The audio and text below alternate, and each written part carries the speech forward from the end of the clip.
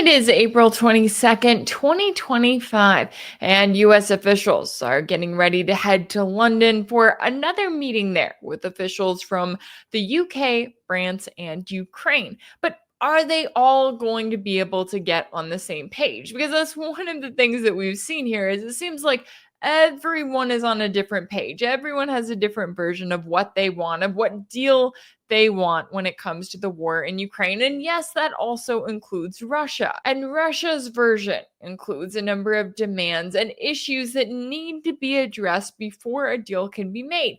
Yet, when you look at the reports that we're seeing about what the Trump administration is proposing, it is not remotely addressing the concerns that Russia has raised. It's saying things like, oh, we'll recognize Crimea, but yet it has nothing to do with the entire Donbass region and where that would stand, especially given the fact that you have Zelensky openly saying that he would never recognize any of it, yes, including Crimea as part of Russia. So, where does that leave the ongoing war that is still raging on, and where could things go from here? We got into all of the latest with a special guest earlier, so let's take a listen to that conversation now. Joining me now to discuss is international relations and security analyst Mark Sleboda. Mark, thanks so much for taking the time to join me. Rachel, thanks for having me. It's always an honor and a pleasure to be on the show. Always good to have you. And I feel like we are just in this news rut, right? There's some weeks where it gets really exciting. We have so much stuff to talk about. And then you have weeks like this one, and last week kind of goes into that too, where we're sitting looking at what everyone is saying. You've got Trump saying that he hopes that Russia and Ukraine will make a deal this week. You've got Putin saying that he's open to talks involving Kiev. And then you have Zelensky saying that he has some new plan to not hit civilian targets, but he didn't exactly want to comply with the Easter ceasefire that Russia was trying to propose on their end. It kind of feels like everyone is on a different page or in a different world, and they're not having the same conversation. How do you view this position that we're currently in when it comes to these talks surrounding the war in Ukraine and what's actually getting done? Yeah, so at one level, what's going on right now is like a jaw phase, right? There's lots of talking. Most of the talking is the West talking to itself and to Kiev. Sometimes the Trump administration deigns to talk to Kiev. Mostly not. Mostly, it's the Trump administration talking at the Europeans and the Europeans acting at Trump. And that I even get the sense that they're not talking to each other. It's more like they're saying things on social media or in media that's being reported and they're replying back to it, right? But everything is about, they keep having these endless meetings of the Westerners and Kiev talking to each other about a settlement plan that the Trump administration is trying to herd them into. And it has to be said, quite obviously, there's no unity even among the Trump administration. There is no plan, right? There are different opinions. There are different factions, right? We've had them. We've long suspected them. We've had this confirmed in the last week or so by both the New York Times and the Wall Street Journal, right? I mean, if you want to say the pro-Kiev regime hardliners, right? We've got Kellogg and Waltz and Rubio. And if we want to talk about those who seem more inclined to recognize the reality on the battlefield and that you really have to agree to Russian, demands at this point. And there, we've got Witikoff, we've got presumably Tulsi Gabbard, and some others. But there, quite obviously, this division within the administration is having an effect on their inability to corral the Europeans and the Kiev to come to agree to a settlement proposal to give to Russia so that Russia can then deny it politely. I mean, because this is what it's all about, right? There's absolutely nothing that the West can agree on amongst themselves, right? Or even that the Trump administration can agree on that Russia's going to accept, right? And that, I think there's some realization of that borne out in recent statements we've had from Rubio and dovetailed onto with Trump himself, saying that if they don't get a deal within a few days, then they're considering just moving on, walking away. Now, I'm just like, please, it can't be soon enough, right? Because there's Russia is not going to. I mean, they're talking about absolutely ridiculous things, right? Oh, the U.S. is pushing the avant-garde line now of recognizing that Crimea is a part of Russia, which, I mean, speaking as someone with a Crimean wife and family, I mean, that's been happening since 2014. Nice of you to catch up a decade later, but that's that recognition of that. Russia's been quite clear that any settlement has to agree not just on Crimea, but also that Donetsk and Lugansk and Kherson and Zaporozhye are a part of Russia, and that needs to be recognized. And if it's not, then we're going to move on to Odessa and Kharkov and Dnipropetrovsk. This has been said quite clearly. But it contains even more ridiculous things than that, because the Europeans keep talking about putting, or at least the British and the French and maybe the Baltics, keep talking about putting troops on the ground or jets in the sky. The British are kind of hesitant about putting troops on the ground because, well, the truth is both the British and the French military are in such a sorry, deteriorated state. They lack the ability. They certainly don't have the ability to take on Russia on the battlefields in East Ukraine. So they're not even talking about contact line forces. They're talking about way behind the lines, hiding in West Ukraine and Odessa, human tripwire forces. But the British military brass has reported anonymously, of course, in the Telegraph, that even that's just political theater. That's the words they use. And they say, we lack the military ability to even sustain non-combat, peacekeeping force or reassurance force in West Ukraine. We lack even the ability to keep that there in any substantial numbers, right? So that is going on. And I think at least part of the logic there is that the British and the French don't want a ceasefire. They certainly don't want a peace settlement. And they know that if they keep saying, well, as soon as there's a ceasefire, we're going to put troops on the ground, that Russia will absolutely never agree to a ceasefire then. I'm sure that is at least part of their logic. So, and now the Trump administration suddenly comes out of the blue and saying, we want the Zaporozhye nuclear power plant, which Russia has controlled since 2022, right? Early on, they just rolled in and took it over. Now, the Trump administration, that should just be transferred to the United States. Right? The largest nuclear power plant in Europe, it should just be given to us, right? Russia should just give it up to. So, I mean, these are just absolutely absurd, right? This is not something that is going to be seriously considered in the Kremlin. And the Trump administration is still trying to herd cats, getting the Europeans and the Kiev regime behind it, even when it's perfectly obvious that Russia is going to, deny all of this. There's absolutely nothing that I mean, it could be the basis for the beginning of talks, like training wheels or baby steps, right? Maybe if we continue negotiations in a few years' time and more results on the ground, you might get there, right? That would be the Russian position, I think.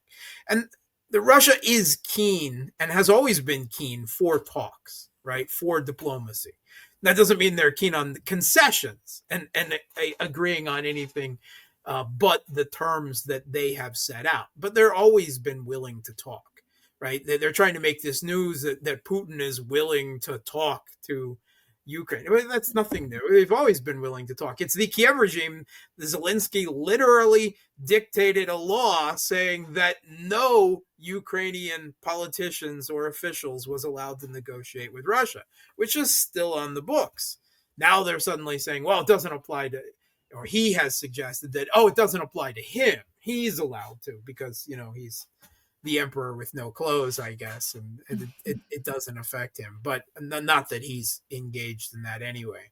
So all of this Russian Easter ceasefire, this year was one of the rare confluence of events where Orthodox Easter and Western Easter happened to be on the same day.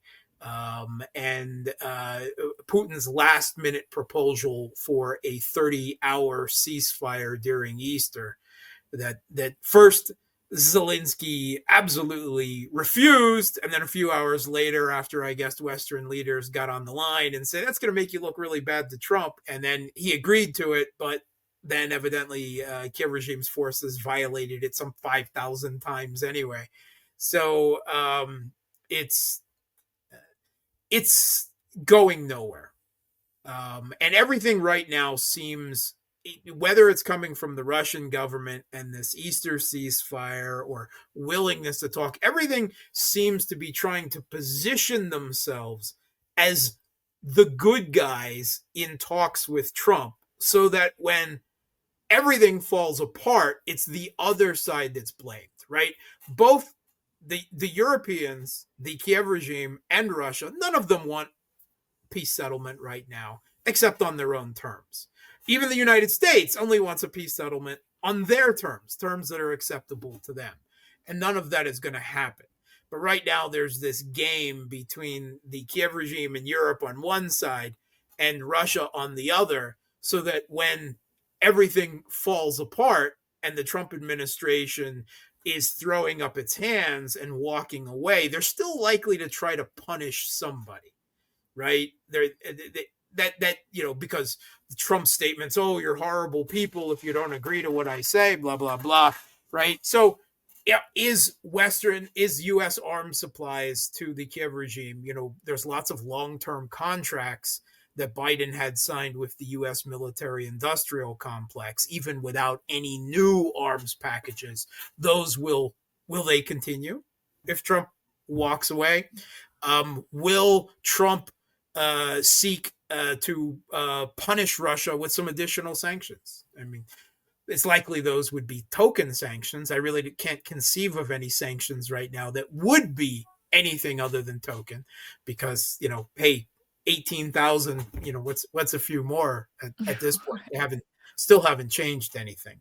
But that's why I completely agree with you that all of this maneuvering and talk and posing and positioning about ceasefires that aren't ceasefires and peace settlements that will never come into force is more than a little annoying at this point. It's just like, yeah, can we just skip ahead a few days to the point where Trump either walks away or doubles down or something else? Because it has to be said that while all that jaw is going on, though, that's not stopping Russia on the battlefield, other than that 30 hours with the ceasefire. And Russia has begun I would say a renewed offensive push all along the contact line, with likely bigger breakout offensives likely to come in the next couple of weeks and months. I don't think this is everything yet. I think there's still large numbers, tens of thousands of uncommitted troops that we've been hearing tantalizing rumors even from Kiev about on the Russian side.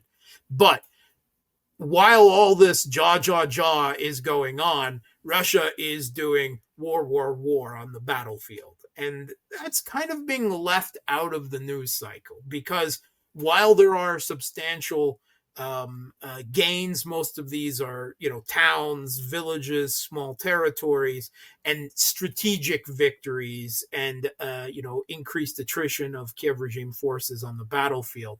But the Western media only really seems to notice if a big city, big town at least, or something they've been talking about for a while changes hands.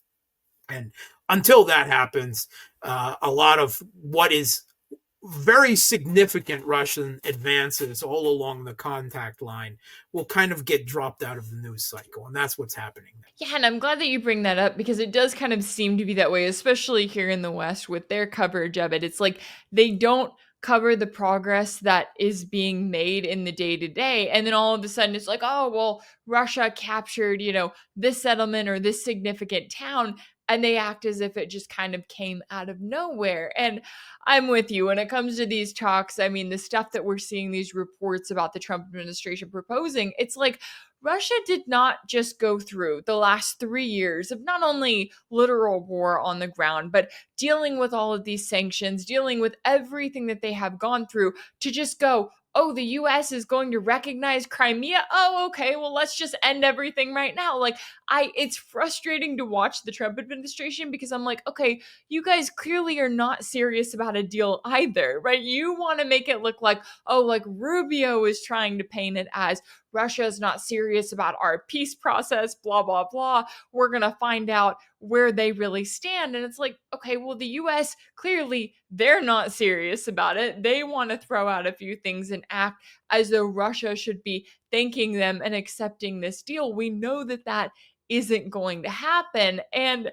when it comes to the position that Russia's in right now, I did think it was interesting. The reports that you do have that are kind of mentioning what's happening on the battlefield, at least in the Western press, there's one from Reuters where it specifically noted that Kiev is talking about Russian forces trying out a new tactic of larger scale assaults involving several hundred troops. Is that different from what we've seen previously? And how do you think that Russia is kind of attacking the current situation beyond just all of these claims that we get from the West, right? It's always North Korean soldiers or Chinese soldiers, but where does that war of attrition actually stand right now? Okay, so first of all, I think you're exactly right with all of this talk and maneuvering. There's a tinny note of insincerity to all of it on all sides, right? Like everyone is going through certain motions right now. And I'm not sure, what, if any of it is genuine on any side. I really hope that the Trump administration doesn't believe that Russia would actually seriously consider these things, because if they do, then it shows they're in a complete ignorance of the actual situation on the battlefield, what's going on, and simply not listening to everything that Russia has been saying for months. They continue mostly just to talk to each other. So yeah, with regards to this Reuters article that Russia is attempting large numbers of troops and everything, this is just completely a nonsense article. It feels like something that, right, someone said, right, write an article about what's going on the battlefield, and they took some random comment from some Ukrainian commander. Even within that article, they admit that Russia has fought in larger scale, above company size assaults, right, with large numbers of vehicles before, but then they switched to infiltrating small numbers of troops, right? You move up to trench and contact lines with a small number of APVs, and the guys get out and they're assaulted by drones. And if they're successful, they move into that trench and hunker down, and then they roll up with some other small groups of units, right? And sometimes, they send them forward on foot. That is a reality of an extremely long contact line with, defended positions, not necessarily hard fortification, but trenches and the like everywhere. And the realities of, 24/7 surveillance and drone warfare, right? And this it started out as an artillery war, right, assisted by drones. Now it is a drone war assisted by artillery, right? That is, where the conflict is right now. And it makes it very difficult to achieve critical masses of large numbers of vehicles without them becoming targets of huge numbers of drone swarms, right? It's a serious thing. But there's also the fact that we've just gone through winter and we're still just coming out of the mud season, the Rasputitsa in Moscow. That is an inhibition to large scale conflict with large numbers of armored vehicles anyway. I'm not saying it doesn't happen, but you seriously have to factor in how difficult that becomes in the type of generally warm winter, back and forth that we've had in the muddy spring. So if Russia is increasingly more than in the last few months returning to large scale assaults, right, in some places, first of all, there's a seasonal and weather factor there. Second of all, there is the fact that Russia might be doing this more simply because their military industrial complex is giving them such an advantage in tanks and armored vehicles and infantry fighting vehicles, while the West is absolutely scrambling to provide this for the Kiev regime, mostly Europe at this point. Russia feels that it has vehicles to spare on larger assaults.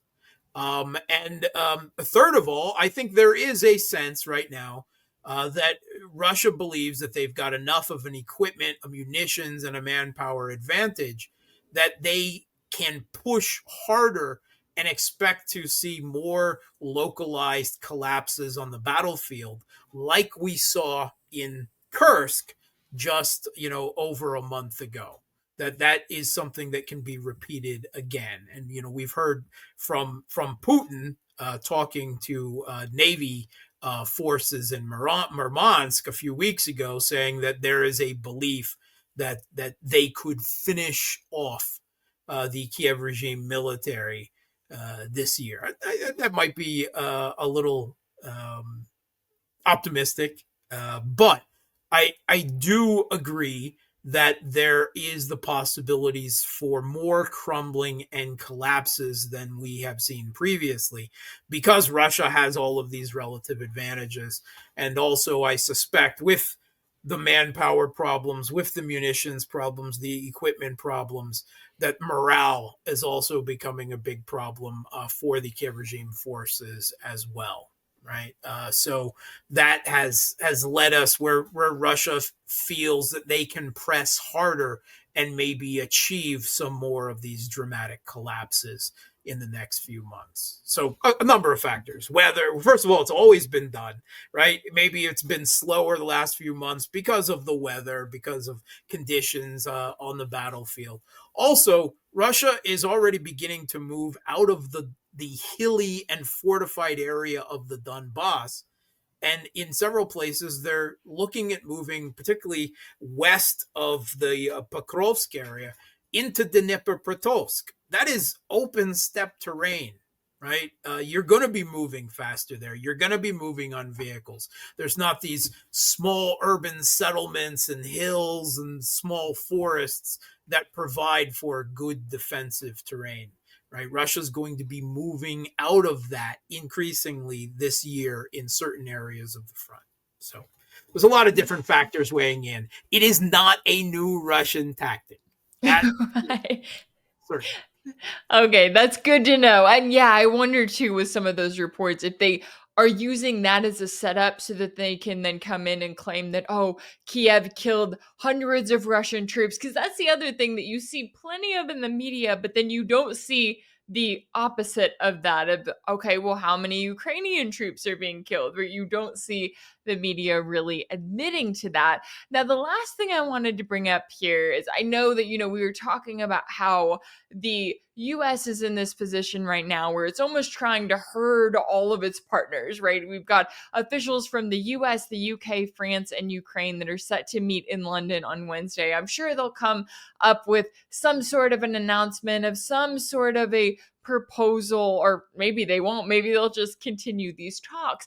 But the interesting thing that we're not seeing is we're not seeing much movement on where, as it felt like maybe a year ago, they would get together and go, okay, we're going to, pass this aid package for Ukraine or send these weapons to Ukraine or do this and that. I don't feel like we're seeing as much talk about that, but we are still seeing a lot of talk about the manpower and weapon shortages that Kiev is dealing with. So what kind of a position does that leave the West in right now, where it's like they're just trying to get together on some sort of an agreement, but their backing for Kiev and maybe even what they're capable of does not seem to be anywhere near as appearing as unified as it has been in the past? Yeah, so obviously these Ukraine contact group meetings, whether at Ramstein or elsewhere, the Trump administration is that's certainly one big change since Trump took power. We don't want to lead these, right? We're like the British. The British can take this over, right? And Trump has not provided any new arms packages. Now, Biden flooded huge numbers of weapons and munitions to the Kiev regime, much more apparently than was openly and publicly known in his last couple of months in office, right? Which will still set them good for another a couple of months, perhaps into the middle or the end of the summer, depending on how sparing they are with what they acquired or not. But Trump has provided no new arms packages, and he has not requested and is unlikely, I would think, to request any new money from Congress, considering, that's one of his it seems to be one of the platforms that he staked his political position on, that he's not going to provide additional arms or money for the Kiev regime. Again, that there still is a flow of U.S. arms and weapons, but this is long-term contracts that the Biden administration had signed with the Pentagon. Those are still continuing as far as we know. But without the U.S. in the driver's seat of the Ukraine contact group, with the monthly passing around of the hat to toss coins and weapons in for the Kiev regime, it does feel a little rudderless. Now, it has to be said that European countries are still making promises of military aid. Germany just announced a new aid package.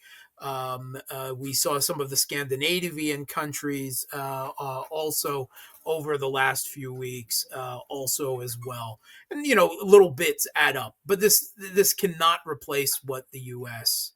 has supplied.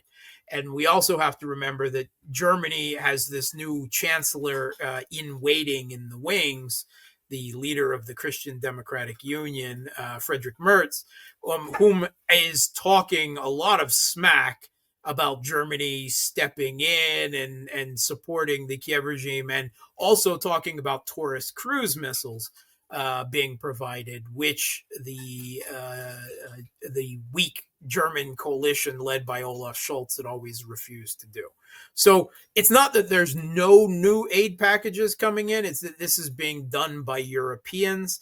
And there is a feeling that there is less direction and less force behind it now that it's no longer headed up by the United States. And in fact, the United States seems to be pushing for a ceasefire and some type of political settlement that the Europeans are completely unwilling, for the most part.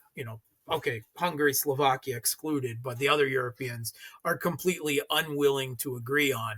They obviously want this war to continue for another few years, and they hope that some black swan event will happen, or in another few years Trump will be gone and a Democrat will come into office, or a neocon Republican, and the war with the U.S. as an active participant will be back on. They obviously intend to wait this out, and whatever peace talks Trump pushes this week, whatever the Europeans say and whatever they grudgingly agree to, they're going to be throwing spanners in the work and counting that it will all collapse anyway. They just want, when it collapses, that Trump sees the light of going back to the Biden policy of providing arms and weapons if there is no arms and finance if there is no settlement to be reached, rather than not. But they've also made clear that even if Trump doesn't continue the Biden policies, then they will continue the Biden policies as best they can and drag this out for as long as they can. Yeah, it's very telling when the fact that you still have all of these European politicians who have been through 3 years of this, right? They've seen the way in which their countries have already started to be harmed by the sanctions they've imposed on Russia, and yet they still want to keep going, right? They still want more and more war, even though they are the ones who stand to be directly impacted by it. And you've got the US over here going, maybe we should rethink things, or at least consider having some sort of talks. I'm very interested to see if Trump actually does quote unquote walk away, right? If there is a moving on at some point, because it doesn't seem like he's ready to be done with Ukraine just yet. Move on. These aren't the droids that you're looking for. Right. If only they could grasp that, but then I guess we'd have nothing to talk about. Certainly a lot at stake here and a lot to continue to follow. International relations and security analyst Mark Sleboda, thanks so much for your time and insight. Thanks for having me. If anything in this video resonated with you, be sure to like it, share it with your friends, leave a comment, and as always, don't forget to subscribe. And if you want to keep up with all of my work, be sure to check out my page on Substack. That's rachelblevins.substack.com. That's where you'll find ad-free videos and new weekly episodes of my exclusive series for paid subscribers called Sanctioned. You can also check out Sanctioned over on my page on Patreon. That's patreon.com/RachelBlevins. As always, thank y'all so much for all of your support, and I'll see you next time.